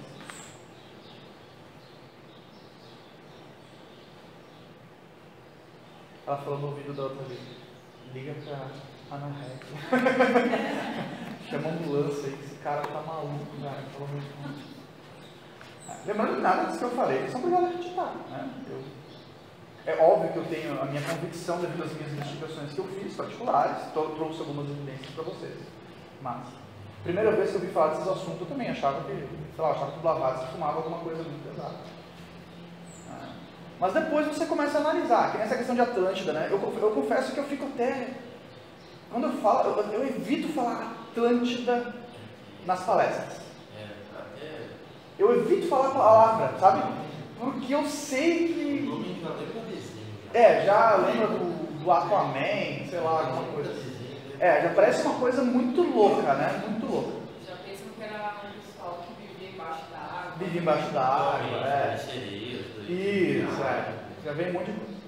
Tá embaixo da água agora. Só. Não, tá as ruínas, né? Não as pessoas. Pois a primeira vez que eu vi falar sobre isso, eu pensei, cara, velho, que doideira, nossa, nada a ver esse negócio, tá viajando, né? Teoria de conspiração. Só que daí você começa a investigar da maneira que Blavatsky descreve, e da maneira que os outros autores por aí descrevem, é doideira mesmo. Viagem isso aí. Mas, Blavatsky, qual que é o grande cerne de Atlântida? Houve em algum momento uma cultura única no planeta, como é hoje. Hoje nós vivemos a globalização. Porque Blavatsky diz que mais ou menos 15 mil anos atrás teve uma globalização também. Tinha um continente que tinha uma grande cultura. E que durou muitos milhares de anos, essa cultura. E que em algum momento começou a ter uma série de cataclismas, não foi um cataclismo, foi uma série ao longo de muito tempo, que essa civilização declinou como era para ser. Em algum momento sobraram somente os picos mais altos, que depois viraram ilhas. Então por isso que o pessoal fala da ilha de Atlântida, mas não era uma ilha. É que depois dos cataclismas sobraram ilhas, que eram os pontos mais altos. Só que daí você vê que a descrição mais antiga que a gente tem sobre essas ilhas que sobreviveram é de Platão. Bom, Platão não era um Van, né? Boa parte da nossa geometria e tudo mais vem tudo de Platão, né? Então será que Platão era sábio de um lado e maluco do outro? Aí você começa a analisar, poxa, ele é uma referência confiável, né? Então Platão, o que ele diz? 10 mil anos antes da minha época, ou seja, mais ou menos 12 mil anos atrás, tinham sobrado as últimas ilhas de Atlântida. É isso que ele fala. Aí o que Blavatsky fala? Que quando começa a dar essa série de cataclismos, alguns grupos se refugiam para Américas, Egito, Extremo Oriente. Aí você começa a encontrar algumas coisas curiosas, históricas. Os espanhóis, quando chegaram aqui, acharam muito curioso que a arquitetura inca era muito parecida com a arquitetura chinesa. Os astecas, eu confundo, agora talvez eu erre o inca ou o asteca, mas enfim, acho que os astecas tinham um sistema de embalsamento igual ao egípcio.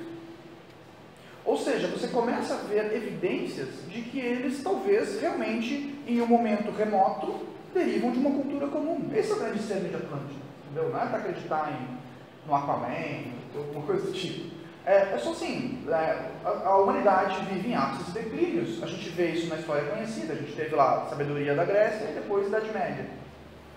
E o conhecimento se perde.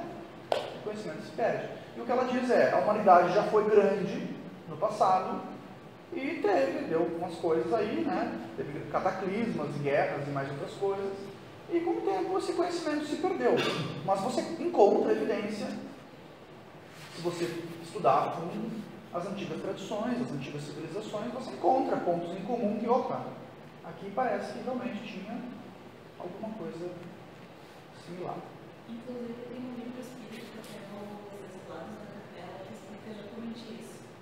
Fala também da questão espiritual dos povos que vieram aqui do planeta Terra, mas também teve essa grande continente que depois foi se dividindo e formou esses três povos principais. Explica a mesma coisa. Sim, eu li. Diz que esses lados de capela tiveram que se exilar porque, também numa dessas palestras de filosofia, que eles precisavam chegar na quinta iniciação, que é o nosso objetivo agora no ano, né, que é a quinta iniciação. E só que a capela não tinha mais o tempo que nós temos ainda, porque para nós ainda vai continuar a evolução nesse nosso período, vamos dizer assim. Aí os solicitados vieram para cá, realmente muitos foram para a Atlântida. Só que a Atlântida, alguns autores até falam que a causa do afundamento de Atlântida foi quando estava em magia, outra coisa, ele não é fim de ciclo. Chegou no ápice do ciclo de Atlântida, tinha que... Mas alguns disseram que foi acelerado o fim do ciclo. Que foi abortado. Olha, não é o que esse palestrante ali... Ele falou outra coisa. Mas eu ouvi outros palestrantes, aí não sei, tem que investigar, né? Não sei. Sim. Mas o que outros palestrantes teosóficos dizem é que a Atlântida, por causa da magia negra, teve que acelerar, né? Estava demais. O mau uso desse psiquismo pelo legado que eles tinham, isso. Como? O mau uso desse psiquismo pelo Exatamente. legado que eles tinham. E não só psiquismo, os Atlântidos eles tinham um grande conhecimento científico.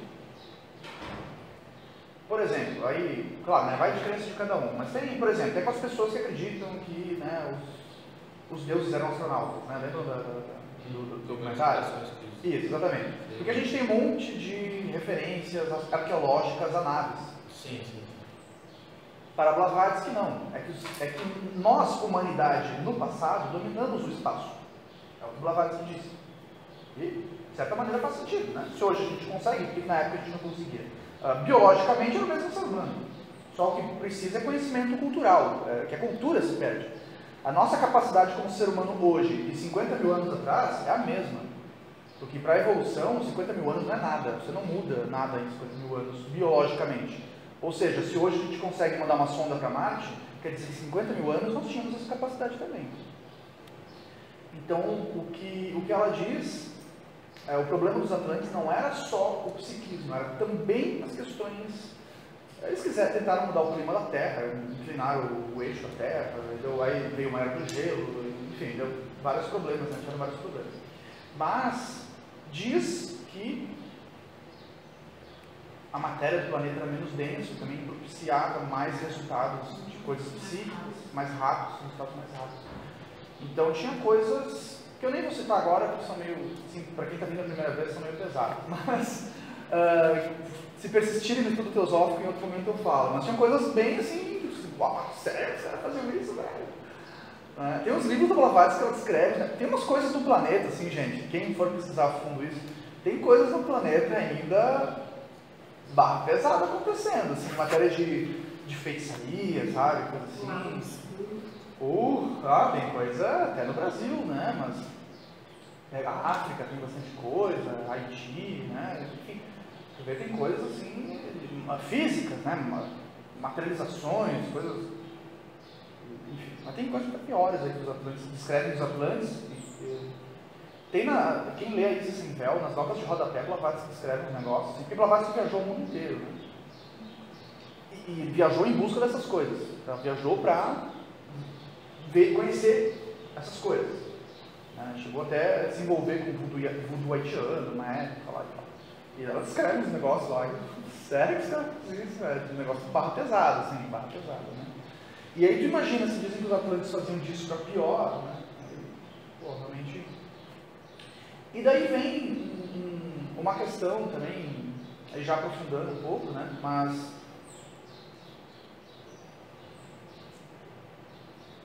que no período de Atlântida, o grande objetivo da humanidade era desenvolver o seu corpo emocional, que é o que o pessoal chama de corpo astral. Mas era o nosso corpo, o nosso veículo emocional.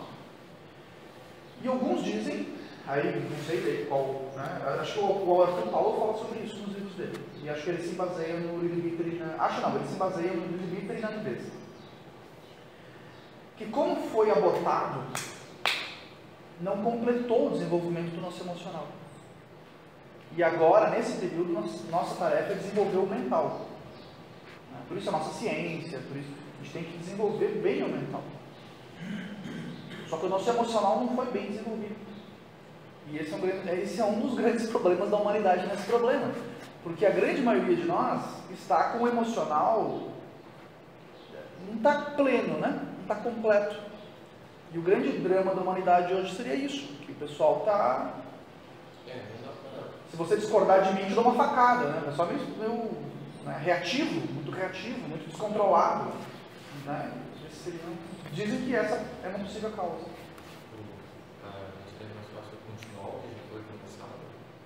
É que da maneira que estava lá, não dava mais. Não, tipo agora. Não, agora a gente está com uma tarefa dupla. A gente tem que desenvolver o emocional e o mental também. Acumulou tarefas. Talvez seja o caso de desenvolvê-los de forma equilibrada, porque antes, talvez, eu acho que era só mental, capacidade científica, mas não tinha um emocional para equilibrar, agir com sabedoria. Então, agora talvez seja o caso da evolução dupla, mas equilibrada. A gente vai precisar, né? Vai precisar. E quem define mais ou menos essa meta? A natureza. Agora quem define é a natureza, né? Então, até que eu digo, né? Esses grandes mestres, eles não vieram trazer algo que eles querem que aconteça, não é isso. Eles estudaram a natureza e perceberam, olha, existem ciclos, existe isso. Eles estão explicando para nós o que eles investigaram. O método da grande fraternidade, antes eu acho que eu não terminei de explicar, eles analisam, cada um deles analisa, e depois eles deliberam. Eles só aceitam algo como verdade quando todos chegarem à mesma conclusão. Então, quando eles investigaram lá que a gente tinha essa evolução desse tipo, né, um chegou a essa conclusão, o outro teve que chegar à mesma conclusão. Só quando havia aquela imagem que eu botei antes dos rishis aqui, né? Só havia aceitação de um conceito quando houvesse unanimidade. Quando todos eles... É assim que funciona a ciência. A ciência é assim, você produz, você descobriu algo, você só é aceito se alguém puder reproduzir e ter o mesmo resultado. Senão não é aceito. Tá? É parecido. Só que as ferramentas que eles usam nós não temos. Eles têm lá aquela evidência plena, sei lá mais o que, acesso ao Bud, enfim. Eles têm capacidades que nós temos latente, né? Temos em semente. É a diferença a Maria Teresa usa muito essa analogia, eu gosto. É a diferença entre a semente e a árvore. A semente é um negócio desse tamanho. E a árvore pode ser lá um jequitibá, um negócio gigantesco que todos nós aqui não conseguimos abraçar. Mas na semente está a árvore. Ali na semente está toda a árvore. Aquele negócio gigante e que vai abrigar centenas de vidas, né? Pensa uma árvore, quanto que ela abriga? A vida no planeta só é possível graças às árvores, né? Produzem chuva, produzem sombra, produzem alimento. E toda aquela maravilha que abriga lá centenas de bactérias, de formigas, de insetos, de pássaros, e dá o alimento para nós e tudo mais, toda aquela maravilha está na semente. Toda a programação da árvore está na semente. Mas a semente é nada, é um negócio desse tamanho que não faz nada. Mas se você deixar ela se desenvolver, ela vira aquela coisa monstruosa. É essa a diferença. Nós somos a semente. Os Mahatmas são a árvore. Eles já desabrocharam, né? Já floresceram.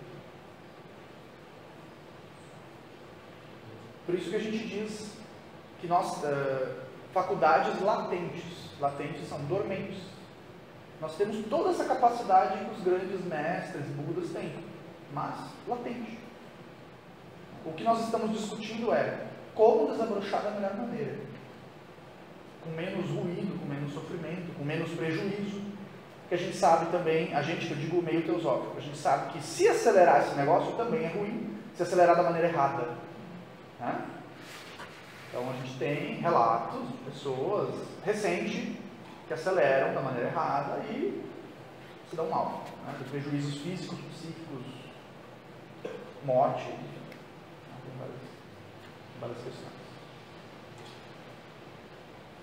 Está todo mundo com frio. Só eu que não estou. Eu vou fechar as jornadas. Ah. A gente não deve ter um cheiro de muito. Se alguém tiver mais perguntas e comentários, senão a gente encaminha para o encerramento. Muito bem. Hoje me disseram, a Marli, né, disse que é o dia de Krishna. Eu recebi de uma amiga que é do grupo de Saibá. Eu mandei para ti no privado. Eu não tinha visto. Legal. Então, bacana, né? Krishna foi o primeiro grande avatar do Kali Yuga, que é o período que nós vivemos hoje, que começou 5.000 anos atrás e vai longe ainda, né? Temos muitos mil anos de Kali Yuga ainda pela frente. Quantos avatares já existiram? Não faz pergunta difícil. Tipo, Krishna, Cristo, 2. Tu sabe que, na verdade, na terminologia teosófica, Jesus e Buda não são considerados avatares. Eles são considerados... Eu não lembro nunca do nome, do termo, mas é um outro termo.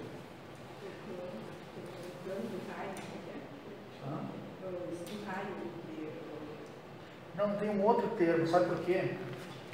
Porque eles não nasceram iluminados. Então, tem essa diferença. Krishna não, Krishna nasceu pronto. Krishna e os avatares de Vishnu, eles são deuses feito carne, de fato. Eles...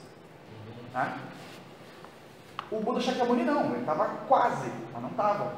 Ele atinge o Buda aos 35 anos. E Jesus também, ele nasceu pronto ou ele Não, Jesus ele começa lá naquele momento do batismo, lá quando João Batista, daí a pomba pousa, a pomba é simbólico, né? O Espírito Santo pousa nele. Naquele momento, eles se tornam algo parecido com os avatares, porque eles se tornam um veículo de algo muito maior do que eles. Eles se tornam veículos, digamos. E Krishna não, ele já nasce veículo. Então, tem uma diferença. Não só só Krishna. Não, tiveram outros. É que o problema é que muitos não vêm a público, né? Claro que a gente chama de avatares os que vêm a público, porque existem vários desses mestres no mundo. Vários também, não é assim, centenas, né? Vários, meia dúzia. É que a questão quais vieram a público ou não.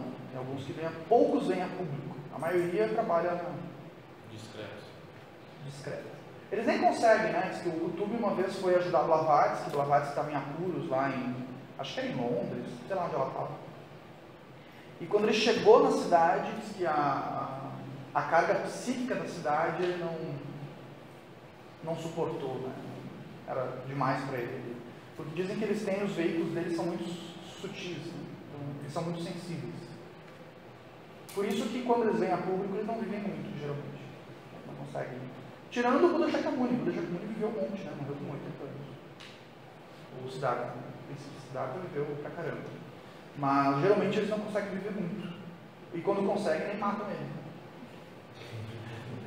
Tem mais esse problema.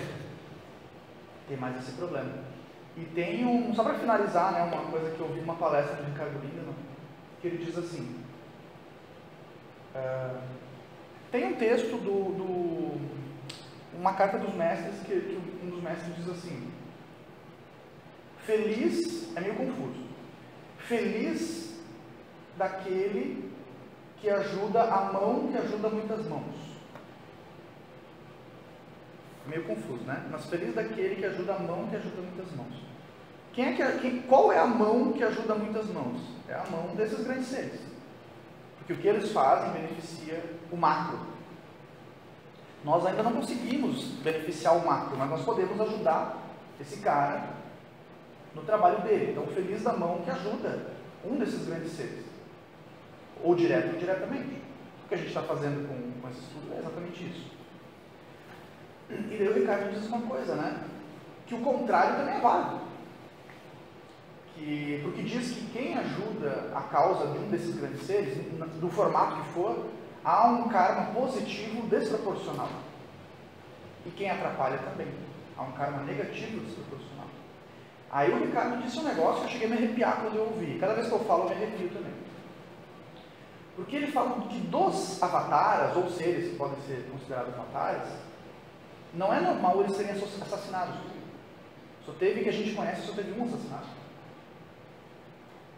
E a região onde isso aconteceu, que faz mais de 2000 anos, não consegue encontrar paz até hoje. Aquela região da Palestina ali, ela está em conflito bélico 2000 anos depois e não consegue apaziguar, porque gerou um karma negativo desproporcional. Não é normal eles serem assassinados. O assassinato dele não ocorreu exatamente como está na Bíblia, é diferente, é uma outra idade, uma outra forma. Tem que separar o Cristo mítico do Jesus histórico. Mas realmente parece que a vida dele foi findada antes da hora. Foi interrompido o trabalho que ele tinha para realizar. Por isso que ele volta a instruir os discípulos depois. Por que ele se materializa para instruir os discípulos? Porque ele não tinha dado a instrução inteira. Porque os outros mestres, a gente não, o Buda não se materializou depois que ele morreu. Mas Buda ficou lá ensinando os 35 até os 80 anos. Ele teve tempo para passar o que ele tinha que passar. Quando ele foi embora e deu. Né? Jesus volta. Ele volta por quê? Porque ele não tinha terminado. Aí teve lá alguns dias ali que o pessoal viu ele materializado, conseguiu tocar, né, nele. Tanto o nível ali que ele termina a instrução dele. Então isso é uma coisa para a gente refletir, né? Aquela região ali que nunca encontra paz e talvez não vai encontrar tão cedo por um ato desse nível. Né? Então a grande fraternidade, ela está no mundo, está ativa. E a gente encontra relatos. Avatares é um termo complicado de usar, né? Dizer quem é avatar, quem não é meio complicado. Mas seres que, na minha opinião, são nitidamente vinculados à grande fraternidade, que são autênticos, que têm algum nível de realização, não sabemos qual, mas tem algum nível, e tiveram mestres, recentemente, podemos citar alguns. Tivemos a palestra aqui outro mês do Ivanov, né? O mestre Buga. Para mim, autêntico. O próprio Yogananda, o Sai Baba. Né? Então a gente encontra na história recente exemplos. Vou citar um brasileiro, para não lembrar, vou citar um brasileiro. Cara, Chico Xavier. As pessoas talvez não tenham muita noção do que foi Chico Xavier historicamente. Nós vamos ouvir falar do Chico Xavier. Nós vamos falar sobre Chico Xavier daqui a 500 anos. Na minha opinião. Para mim, ele é um Francisco de Assis brasileiro. Só que recente, só que a gente não tem essa noção do que foi agora há pouco. Né? Então, a gente venera os que foram muito tempo atrás. Mas vamos falar do Krishnamurti. Krishnamurti. Sim, com certeza. A gente viu Krishnamurti, né? Krishnamurti influenciou muito. Para quem não conhece, o Krishnamurti ele foi criado dentro da Sociedade Teosófica. Foi um indiano que o Levi Bitter encontrou ele na praia, ainda com... Nem sei que idade ele tinha. Não, foi antes. Uns 11 anos. E quando o Levi Bitter viu aquele menino, a aura dele era muito... Era fora do comum, né? Ele olhou assim, não é uma pessoa normal. Então eles criam ele dentro da Sociedade Teosófica, instruem ele. Ele é adotado pela universidade. Foi adotado pela universidade. Depois ele rompe até com a Sociedade Teosófica e sai pelo mundo para fazer o que ele tinha que fazer. E talvez ele não seja tão conhecido por vocês, mas ele influenciou muita gente. Muita gente. Uma vez, a primeira vez que eu vi uma referência a ele foi num livro que eu tenho do Bruce Lee. O Bruce Lee criou a arte marcial dele muito embasada em Krishnamurti. O tal de Kendo, né, que é a arte que ele criou. Ele inspirou muita gente mesmo. Né? Enfim, então tem o próprio Alce Negro, né? Então tem várias pessoas nos tempos recentes e talvez vivas até hoje. Tem um jamaicano que merece atenção, que é o Moji. Se alguém já ouviu falar do Moji, né? Dá palestras por aí até hoje, e tem algum nível de realização. Com certeza. Com certeza. O Sadhguru, eu adoro o Sadhguru. Para mim, ele também tem, é um indiano, tá? Por aí dando palestra. Dá para conhecer ele pessoalmente. Então, assim, tu encontra, tá ativo no mundo. Tá ativo no mundo. Tem que saber onde procurar. Tem também aquela questão que nem tudo que reluz é ouro. Então, nem todos que dizem que são, né?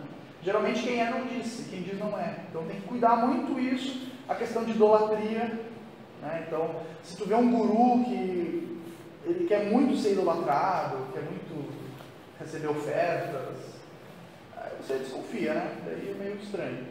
Mas, investigando, dá para encontrar. É legal falar isso dos tempos recentes, porque daí você encontra vídeos e fotos. Porque a gente fala, por exemplo, a meta da meditação é atingir o Samadhi. Aí Blavatsky fala sobre isso, fica um negócio meio abstrato, né? Mas daí você pega um vídeo do Yogananda em estado de Samadhi, tem um vídeo, o cara lá, horas naquele estado, não saía do estado. Só tinha uma maneira de tirar aquele estado. Você podia,